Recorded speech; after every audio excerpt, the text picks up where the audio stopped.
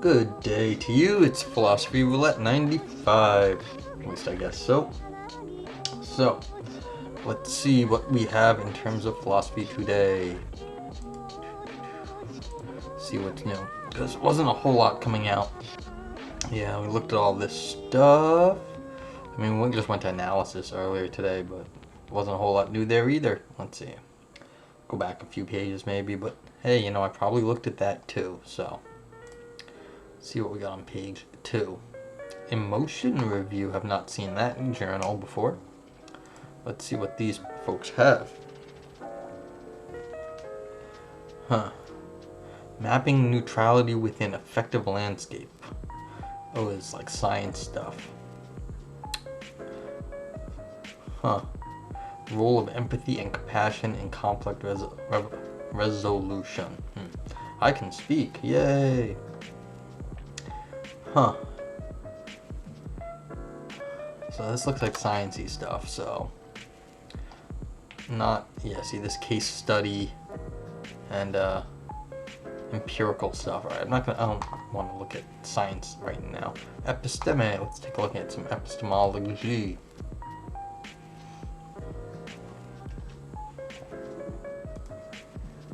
Okay, let's see, we've got, this is 14 pages. This is 15 pages. Let's see if anything shorter.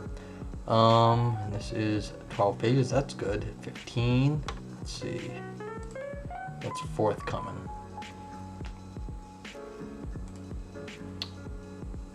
Six pages. I like 6 pages. Subject sensitive invariantism, high stakes, low stakes, and presupposition suspension. Cool. The myth of stochastic fallacy. Let's go back. Wait, no, I did open a new window. Alright, so we'll take a look at that. That's 16 pages. I don't really want to do that. Imagination cannot justify empirical belief. Pluralistic ignorance. Oh, this is looking exciting. I'll get to do one of these. Alright, so what was that short one? 1 to 7. Imagination cannot justify empirical belief. We've got 1 to 14. 1 to 6. Alright, so you're moving up in the world because you're shorter than 7. And then what was the last one? This one's 16. Sorry. Alright, so we got subject sensitive invariantism, high stakes, low stakes cases, and presupposition suspension. Versus imagination cannot justify empirical belief. Well, let's talk about the imagination. Let's see what we got. Okay, so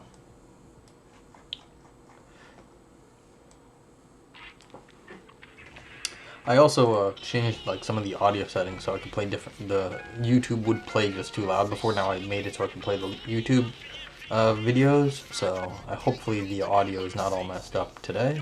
I don't think it is. I tested it, but who knows? If you are joining me live, type !paper in the chat box, and the link to this page will pop back up.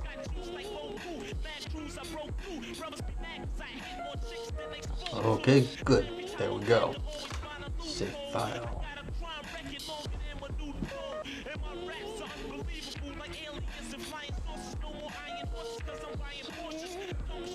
And we're good. Okay, and we're off. Excuse me. Okay, so we don't read no abstract. Alrighty. We sometimes find ourselves engaged in imagination. For example, one can imagine that the streets of Rome are currently busy, that Wittgenstein often felt lonely during his stay in his Norwegian hut. It was not really a hut, it was like a small house, but people call it a hut.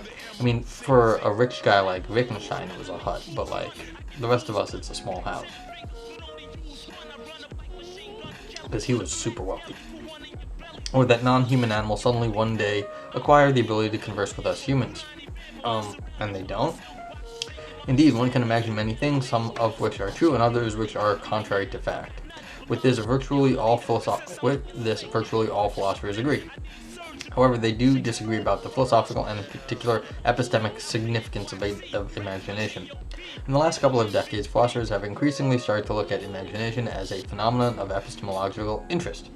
One important question they've asked is, can imaginings teach us anything about the world?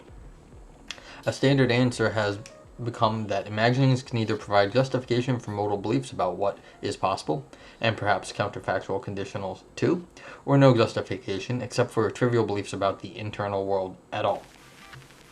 One reason it is standardly believed that imaginings cannot teach us about how the world actually is that imaginings are governed by the subject's own volition and thereby don't exhibit the necessary sort of sensitivity to what the world is like. This has recently been called the Up to Us Challenge by Magdalena Jackson, and the idea, as Peter Langland Hassan has put it, is that the imagination cannot improve your epistemic position any more than handing yourself $1 can improve your finances.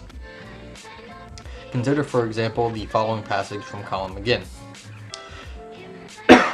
Imagining is subject to the will, while believing is not. Belief is a commitment to truth, and the truth cannot be willed into being. But imagining is not commitment to truth, even possible truth, so there is no obstacle to willing it. Imagining is simply contemplating it, holding it before the mind. That is, there is strong evidence against a proposition is no bar to imagining that it is true, since I am not qua imaginer in the business of conducting an investigation of how the world is. When I am in the business of investigating the world, I adopt an attitude of evidential sensitivity, and my beliefs are formed accordingly, but not so when I am merely imagining. Here I am indifferent to how things actually are. In this article, I will take a closer look at recent attempts by Amy Kind to argue against the standard view. As she sees it, imagining can justify empirical belief, and in certain cases, the justification it provides is strong enough to turn the justified belief into knowledge.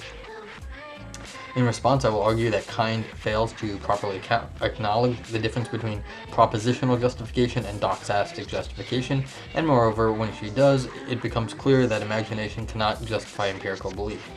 More specifically, according to the view I advocate, imagination can contribute to one's satisfaction of the proper basing condition, which turns propositional justification into doxastic justification, but without conferring any new justification that the subject isn't already in possession of their beliefs. Very little attention has been devoted to the distinction between propositional and doxastic justification in the literature on imagination, and the view I here argue for takes up a yet-to-be-occupied position.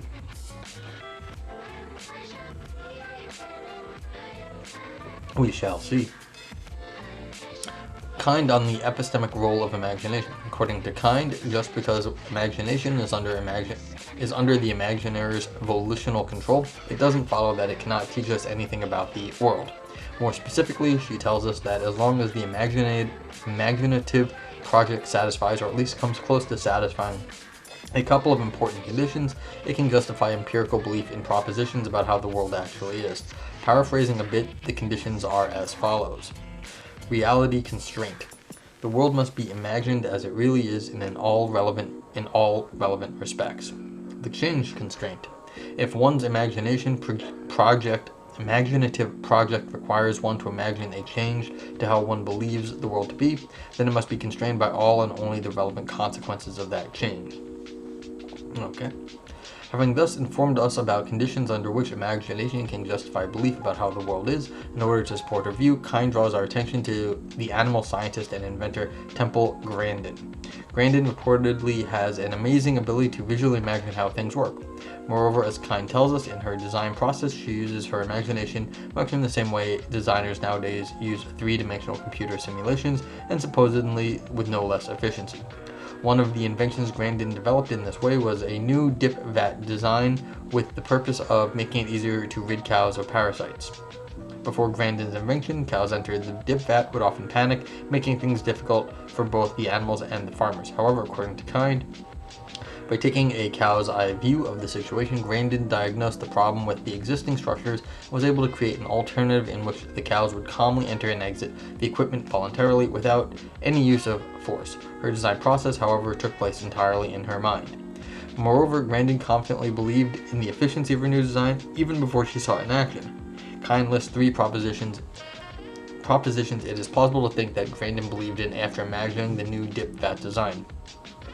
Dip fats built into these specifications are more efficient than currently existing dip fats. An entry built to these specifications make things easier on the cows than the entry on current existing dip fats. Cows entering a dip fat built to these specifications don't panic. And Kind tells us it seems plausible that Grandin's beliefs were justified. Also, if we consider someone running a computer simulation of Grandin's new dip fat design, showing cows peacefully entering and being immersed in the pesticide, watching the simulation does appear to provide justification for belief in the 3 propositions above. Since computer simulations are sufficiently similar to what Kind calls imaginative simulations, especially Grandin's, the same is true of them too.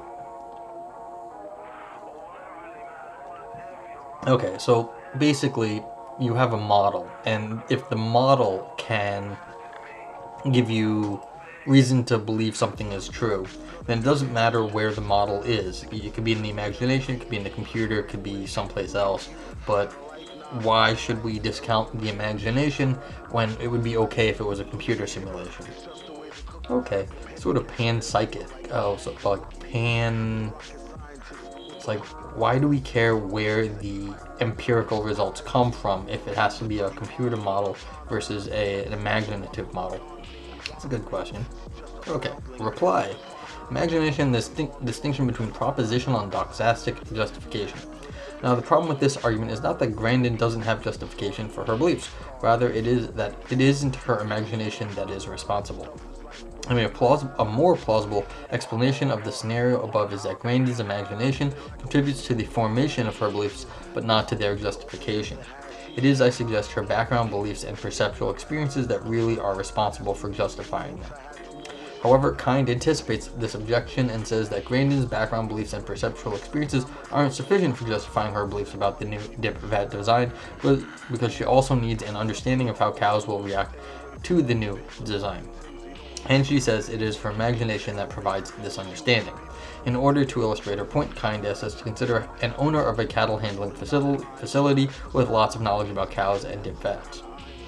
Indeed, the owner has all the beliefs that are embedded in the programming of a computer simulation, that it is able to demonstrate how cows are likely to react to any particular dip fat. Before the owner has run and observed the simulation, he lacks the necessary understanding for having justified beliefs about the efficiency of Grandin's new design. It is only after the simulation is run and he acquires a cow's eye view of the simulation that his beliefs about the design are justified. And moreover, since the computer simulation is sufficiently similar to Grandin's imaginative simulation, it is only after she is done imagining her design in action that her beliefs become justified. So you have to make the model, but you don't really get convinced until you have all the sort of the modeling put together in the end. So you might have all these beliefs, and you might have the idea for the model, but once you like fully imagine the whole thing, once you fully model it, only then do you get the full picture and then believe that you have discovered something new, some new knowledge. Okay. Here I agree that there is a difference in the justificatory status of Grandin's beliefs before and after the imaginative simulation, and that the difference is due to the understanding it provides her with. However, I think the difference most plausibly should be understood as a difference in doxastic justification, not propositional justification. Let me elaborate. Grandin's imaginative simulation is constrained by her background beliefs and perceptual experiences of cows and dip fats.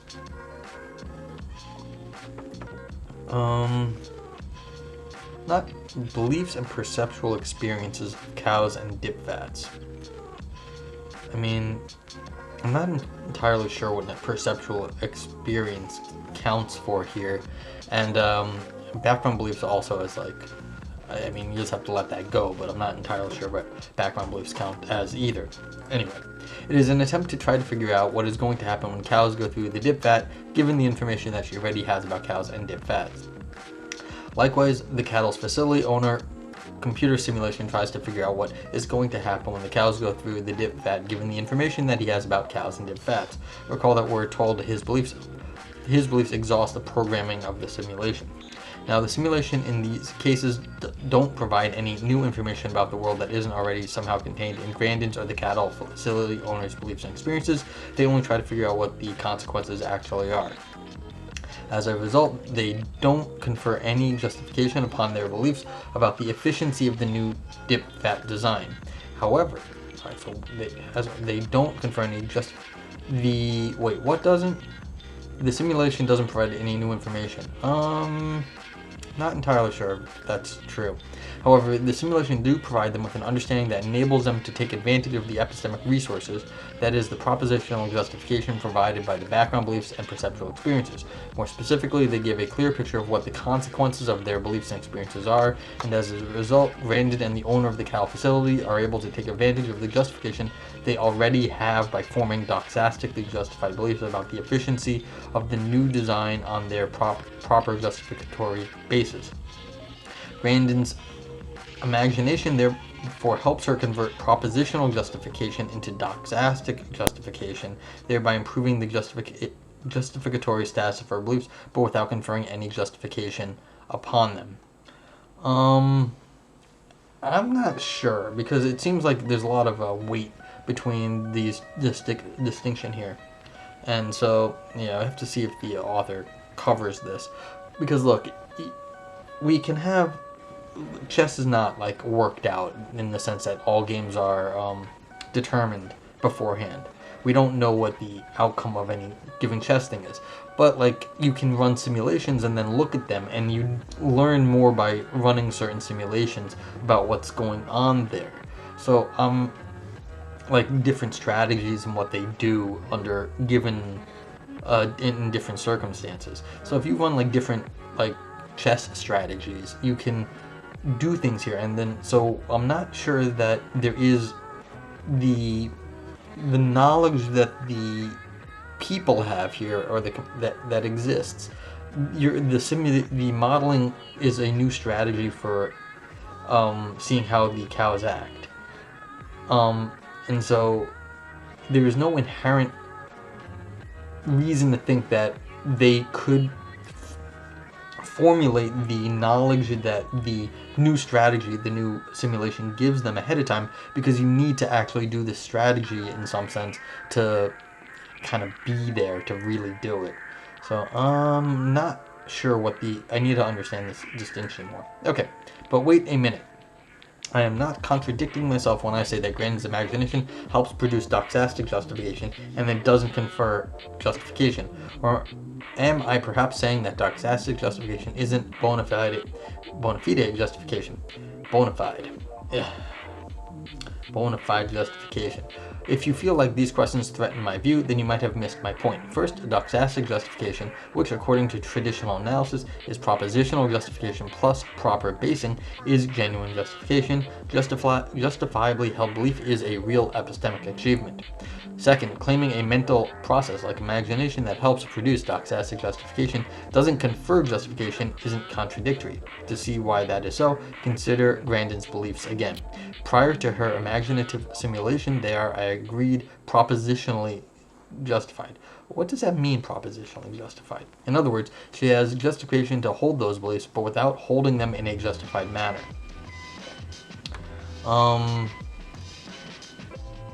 So she has enough reason to hold them, but not to justify them. Okay, after her imaginative simulation, however, she is able to hold them in a justified manner. So you can imagine something and that's cool, but like you don't actually justify them. Then you have the simulation and you justify that. Okay, by using her imagination, she is able to properly base her beliefs on that which gives her propositional justification to hold them, which is what I mean when I say that it helps her take advantage of the epistemic resources she already has, but without conferring any new justification that she didn't already have upon them. My point is simply that imagination can contribute to the satisfaction of the proper basing condition, but not the propositional justification condition, both of which justifiably held belief requires. Okay, so you can do something propositional. You can just have some propositional beliefs or propositional justification condition. Not sure exactly what this is. And then by doing the imagination modeling, you can then base them, because you say, okay, so this really does work because the model works out the way I thought it would. Okay, I guess that's what's going on here.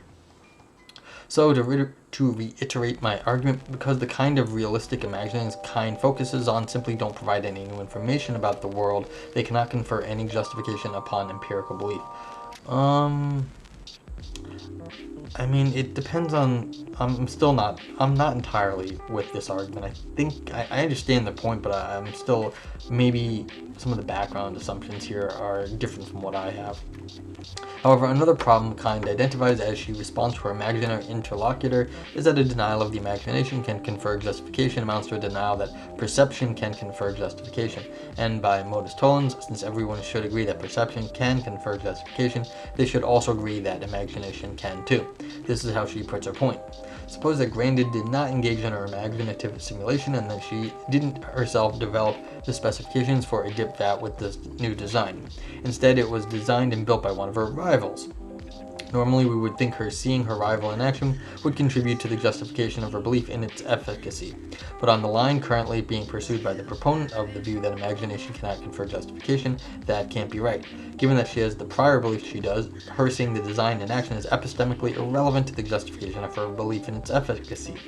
And this seems absurd. The fact that someone has a vast store of prior knowledge about cows does not mean that they couldn't learn something from seeing the device in action. And likewise, the fact that one has all this prior knowledge does not mean that one couldn't learn anything from imagining the device in action. The problem with this piece of reasoning, however, is that it begs the question against my response by assuming that imaginings are epistemically analogous to perceptual experiences insofar as they either both can or can't confer justification. But this assumption is entirely unmotivated. Perception can of course justify empirical belief.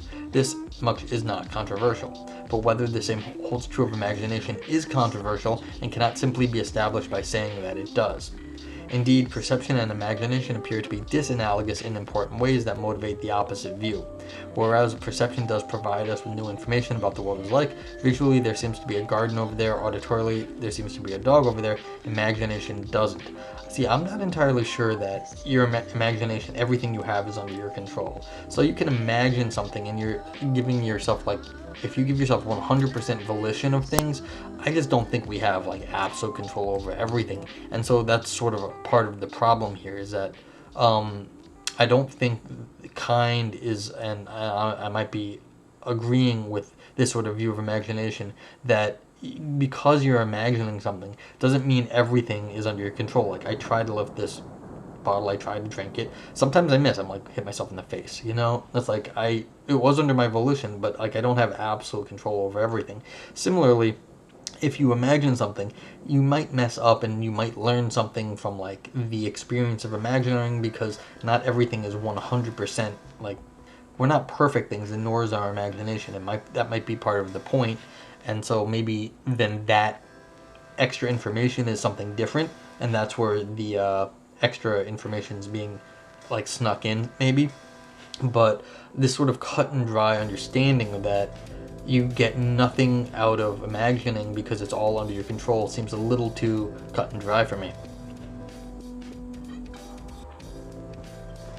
Yeah, indeed, one cannot simply imagine one's way into new information about the world that isn't already somehow contained in one's prior beliefs and perceptual experiences. I'm not entirely sure that we actually work that way. Kind's response to the objection that imagination can contribute to the formation of empirical beliefs, but not to their justification, therefore fails. Depends on your... Yeah, so I agree with the author in that this reasoning, I think they're reasoning correctly, the author is. I just think I have a different sort of understanding of imagination and how people are, and so therefore I don't quite